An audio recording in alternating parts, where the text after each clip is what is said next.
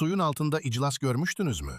2009-cu ildə Maldiv adalarının prezidenti Məhəmməd Nəşid okeanın dibində iclas keçirmişdi. Həmin görüş prezident, prezidentin köməkçisi və 11 nazirin iştirakı ilə baş tutmuşdu. İclas 30 dəqiqə davam etmişdi. Təbii ki, iclasda ağız deyəni qulaq eşitmirdi. Amma verilən mesaj açıq və təsirli idi. Görüşün məqsədi iqlim dəyişikliyi səbəbilə okean səviyyəsinin yüksəlməsi mövzusuna diqqət çəkmək idi.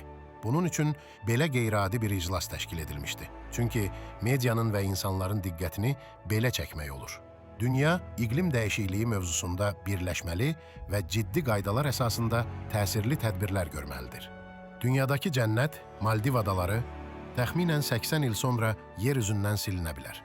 Bu gözəlliklər yüksələn okean sularının altında qala bilər. Bütün bu ehtimallara baxmayaraq, bəzi insanlar dünyanı dəyişmək istəyir. Çünki dünya üçün hələ də ümid var.